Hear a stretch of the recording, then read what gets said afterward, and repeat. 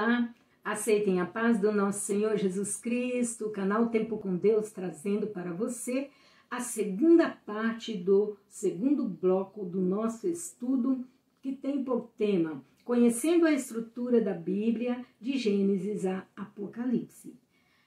Neste segundo bloco dos livros históricos, nós vamos abordar o livro de 1º e 2º Samuel. Eu havia prometido para vocês que falaria de Samuel, Reis e Crônicas, mas ficaria muito extenso e eu preferi assim dividir.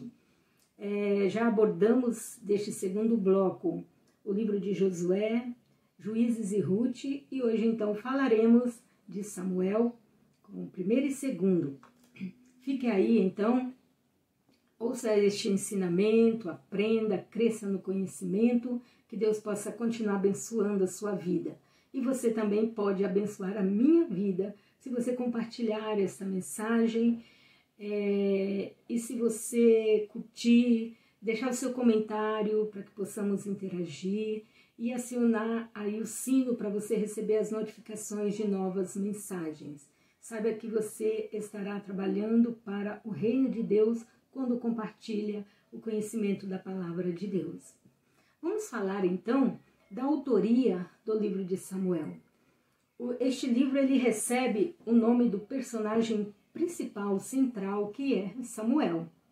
Porém, a autoria ela é desconhecida ou anônima, mas a tradição judaica ela atribui a autoria a Samuel e a Natã e Gade, visto que no capítulo 25 do primeiro livro relata já a morte de Samuel. Então, iniciou-se um trabalho com Samuel e concluiu-se com Natã e Gade. Em 1 Crônicas, no capítulo 29, versículo 29, faz menção, né, ao que a tradição judaica defende, que diz assim: os atos, pois, do rei Davi, assim os primeiros como os últimos, eis que estão escritos nas crônicas de Samuel, o vidente, e nas crônicas do profeta Natã, e nas crônicas de Gade, o vidente. Também eu quero falar sobre a data do livro. Alguns estudiosos datam este livro, quando eu falo este livro, é 1º e 2º, né? De 1011 a 971 a.C. Esta data ela aborda aí até um pouco após a época de Davi, né, do reinado de Davi. E outros estudiosos já sugerem a data de 650 a 550 a.C., já um pouco mais tarde, quando se dá a compilação então aí desse livro de 1º e 2º Samuel. É interessante que 1º e 2º Samuel, ele consistia em um único livro na Bíblia hebraica. Hoje nós temos aqui 1º e 2º, mas na Bíblia hebraica não era assim. É apenas um livro, né? Apenas Samuel. E da mesma forma também relatado como rei, né? Apenas reis. Isso aconteceu, essa divisão para 1º e 2º, quando se deu a tradução grega, né, que é a Septuaginta, muito conhecida. Então foi feita a tradução do hebraico, do Antigo Testamento, né, para o grego e também pela Vulgata Latina. E então nós vamos ver que foi dividida em 1º e 2º Samuel e 1º e 2º Reis. Vamos falar posteriormente no nosso próximo estudo. É importante nos atentarmos de que Samuel está entre os primeiros profetas conforme a divisão da Bíblia hebraica, né, que é de Josué a 2º Reis. A Bíblia hebraica ela divide dessa forma. Eu estou aqui inclusive com a Bíblia hebraica, é uma fonte da qual eu tenho usado. Então, a segunda parte, que a primeira é a Torá, a segunda é Profetas. Então, o primeiro livro seria Josué, Juízes, Samuel e Reis. Depois vem Isaías. Então, esses considerados como os primeiros primeiros livros, né, os primeiros profetas, digamos assim. Também eu quero abordar aqui com vocês o nome Samuel, que tem um significado que é pedido a Deus. É muito importante, né, assim, fazer essa abordagem, porque nós vemos neste livro a importância da oração, o resultado da oração. Uma vez que Ana, ela pedia a Deus um filho, devido às afrontas da sua rival Penina, e ela pedia a Deus constantemente um filho, de maneira que ela ofereceu esse filho a Deus, caso Deus abrisse a sua madre. E Deus ouviu a oração de Ana e concedeu, nós vemos isso relatado no primeiro capítulo de Samuel, e então Deus concede um filho a Ana. Então aqui nós vemos a importância da oração, né? A resposta de Deus para Ana, para a mãe de Samuel. O livro também, ele destaca Eli, Samuel, Saul e Davi. Os personagens principais aqui vão ser Samuel, Saul e Davi. Mas ele inicia falando de Eli também, né? Então, os primeiros capítulos nós vamos ver fazendo relatos, né? Porque, conforme nós mencionamos lá no livro de Juízes, o que acontece? 13 juízes julgaram Israel. Se lembram disso? Se você ainda não viu esta primeira parte, eu te convido a assistir. E aqui o livro de Samuel relata os últimos 2 juízes, que foi Eli e Samuel. Então, Eli, ele era juiz e sacerdote em Israel, e seus filhos também eram sacerdotes. Mas os filhos de Eli viviam em desobediência e promoveram, então, uma decadência espiritual muito grande em Israel. E Eli, infelizmente, né, conforme lemos a Bíblia, não foi um pai tão firme ali com os filhos e acabou sofrendo uma repreensão de Deus, e Deus falou a ele que aconteceria uma queda em sua casa. Mas Deus já estava provendo, através da vida de Samuel, a resposta da oração de sua mãe, para vir a ser aqui um líder, né, um líder que viveu um tempo tão importante ali em Israel, que foi esse tempo da transição dos juízes, né, aí para a monarquia. Então nós vamos ver que Deus levanta Samuel, Deus chama Samuel, e no entanto este livro ele relata a vida de Samuel desde a sua infância. Então, até a sua morte, este livro aborda Samuel, que é o personagem central do livro.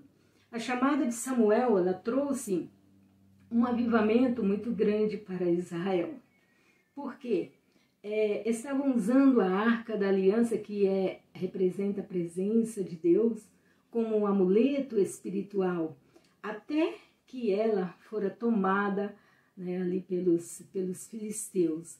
Então, os filhos de Eli usavam como um amuleto a presença de Deus. Então, este é um grande perigo, e aí nós vemos grandes consequências para Israel dessa negligência. E eles acabaram ficando sem a Arca da Aliança, que é representada a presença de Deus.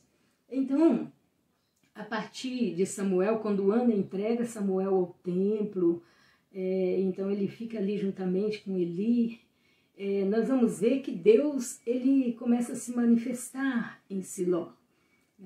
Em 1 Samuel 3:21 vai dizer assim, eu quero ler para vocês, 1 Samuel 3:21, e continuou o Senhor a aparecer em Siló, porquanto o Senhor se manifestava a Samuel em Siló, pela palavra do Senhor. Então Deus começou a se manifestar a Samuel em Siló, local este onde residia a casa de Deus desde Josué até os tempos de Samuel. Então, Deus se manifesta, fala com Samuel, chama Samuel, né? Então ali ele não entende a voz de Deus de início, mas aí a gente começa a ver Deus se manifestando a vida de Samuel, né? Se manifestando naquele lugar. Mas Siló, né? Até os tempos de Samuel, mais tarde nós vamos ver que Davi transfere este local para Jerusalém. Portanto, meus irmãos, Samuel, ele faz parte da transição que acontece em Israel. É um tempo muito importante aqui, quando termina o tempo dos juízes e em que Samuel, ele é o último juiz. Samuel julgava Israel, conforme diz aqui também, no capítulo 7, eu quero ler alguns versículos para vocês, o 7, o versículo 15, que diz assim, 7,15, Samuel julgou a Israel todos os dias da sua vida. Então Samuel foi juiz em Israel. O versículo 16 vai dizer, e ia de ano em ano, rodeava Betel e Asgal e Mispa e julgava Israel em todos aqueles lugares. 17, porém voltava a Ramá, porque estava ali sua casa, e ali julgava Israel, e edificou ali um altar ao Senhor. Então, Samuel, ele teve um papel muito importante, onde ele era juiz, julgou Israel, e também ele foi o fundador da monarquia. Então ele faz parte desse período, desse tempo histórico, que há uma transição aí em Israel, transição dos juízes, do tempo dos juízes para a monarquia. Samuel também, ele foi profeta em Israel. Samuel é chamado de primeiro profeta, pois quando Israel teve a arca tomada pelos filisteus, os sacerdotes não atuam mais e então dão início às profecias. E nós vamos ver isso em 1 Samuel 3, 19 e 20, que diz assim, e crescia Samuel, e o Senhor era com ele, e nenhuma de todas as suas palavras deixou cair em terra. E todo Israel, desde Dan até Berseba, conheceu que Samuel estava confirmado por profeta do Senhor. Aleluia. Então aqui nós vemos que alguns estudiosos, inclusive, acreditam que as escolas de profetas se originaram com Samuel. Temos aqui em 1 Samuel, no capítulo 10, temos algumas referências, né, que faz menção, 10, versículo 5, que diz, então virás ao outeiro de Deus, onde está a guarnição dos filisteus, e há de ser que, entrando ali na cidade, encontrarás um rancho de profetas, que descem do alto, traz diante de si saltérios e trombetas e flautas e harpas, e profetizarão. E tem outras partes, versículo 10, 19 e 20, faz menção a filhos de profetas, né? Então, alguns estudiosos acreditam que originou-se com Samuel. Deus agora, então, começa a falar com Israel através de profecias, porque o sacerdote ele tinha uma função muito importante em Israel, e agora está disperso, e então Deus começa a falar através dos profetas e filhos dos profetas. Há uma mudança muito observável nesta transição no período dos juízes. O governo ele era teocrático, ou seja, Deus governava Israel como uma unidade, né? Não havia nenhuma autoridade máxima em Israel, era Deus que governava. Nós vemos que Deus chamou Moisés, e Deus orientava, falava com Moisés, a forma como devia agir com o povo. Deus chama Josué, e depois vem o período do juízo que não tem um líder, então Deus suscita também, levanta juízes de tempo em tempo para julgar e libertar Israel dos seus inimigos. Então a gente vê Deus governando, né, a Israel. Mas agora, o que nós vamos ver nessa transição que é muito importante, é que não não havia aí nenhuma autoridade máxima em Israel, então agora o povo pede o quê? Um rei. O povo começa a olhar para as outras nações e vê que eles têm um rei que os defende, que peleja por eles, que batalham nas guerras, e eles então pedem um rei. Querem ser como essas outras nações, mas Deus tinha um propósito diferenciado para Israel. E nós vamos ver que Deus então concedeu conforme a petição do povo. Porém, agora este povo seria representado pelo rei que Deus escolhera. Então, e assim nós vamos ver que Samuel, ele estabeleceu a monarquia em Israel, no capítulo 8, nós vamos ver, ele ungiu o primeiro rei de Israel, que é o rei Saul, que reinou por um período de 40 anos. Então, como o povo pediu, Deus concedeu. Saul reinou 40 anos, mas Saul ele foi mais um militar, um guerreiro, ali em busca da libertação de Israel dos seus inimigos, porque Saul ele começa a reinar. Imagina um rei que não tem uma corte, que não tem um palácio. Então Saul não tinha nada disso, mas ele começou bem na direção de Deus. Infelizmente sabemos da decadência espiritual de Saul e foi deposto, e Deus escolheu outro rei, o qual foi o seu sucessor, que foi Davi. E Samuel ungiu tanto Saul, o primeiro rei de Israel, e também Samuel ungiu o segundo rei de Israel, Davi.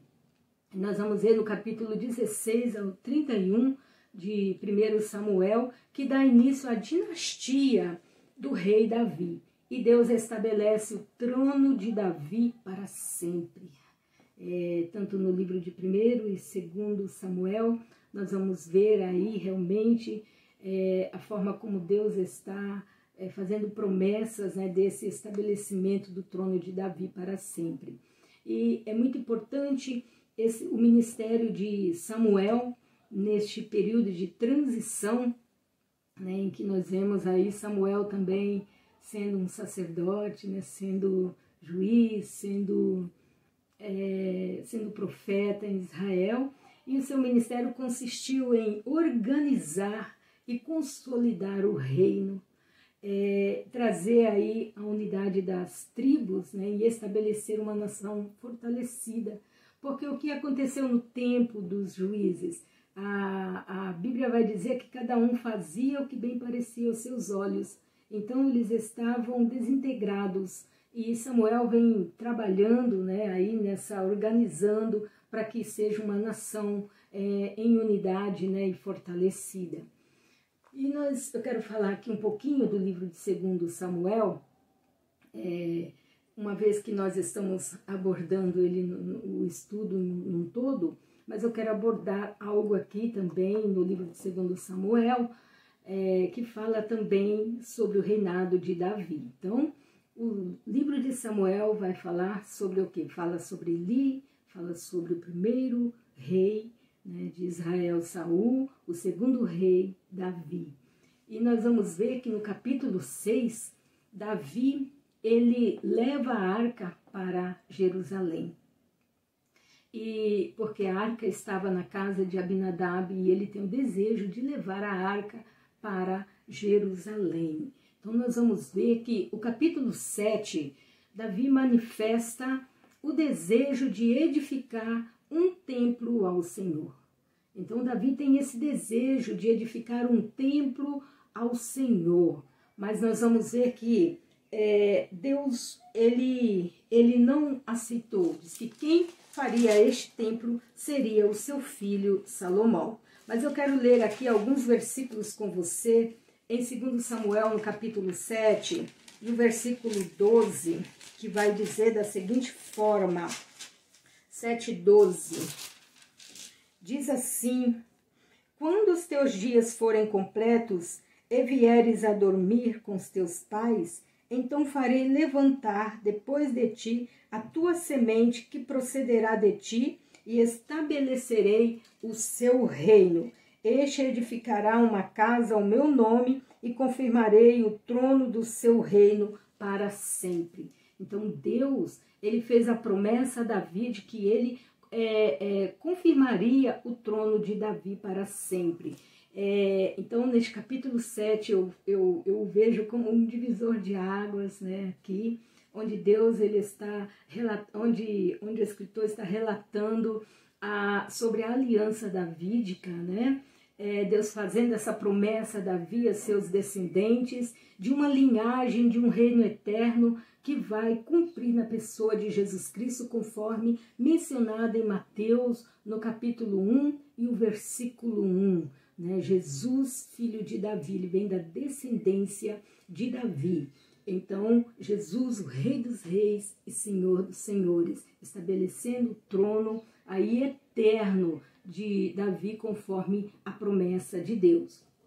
E o livro termina com um recenseamento precipitado da parte de Davi, que trouxe tantas mortes em Israel, né, que está no último capítulo de 2 Samuel, capítulo 24, pelo motivo de essa contagem não veio da parte de Deus, mas do próprio Davi, porque infelizmente ele estava visando a sua glória para mostrar o seu exército tão numeroso, e Deus não se agradou e veio ali tantos danos a Israel. O livro de 2 Samuel conclui-se com um recenseamento, uma contagem do povo. Então, meus irmãos, espero que vocês tenham gostado deste ensinamento e que a vida de vocês possam ser edificadas no crescimento da palavra de Deus, que vocês estejam aí bem alicerçados no conhecimento da palavra de Deus. Este é o propósito maior do canal Tempo com Deus, é levar até você reflexões, estudos, louvor e adoração, para que a sua vida seja muitíssimo edificada. Então ouça, compartilhe com mais pessoas e deixe seus comentários, curte este trabalho e Deus possa abençoar grandemente a sua vida.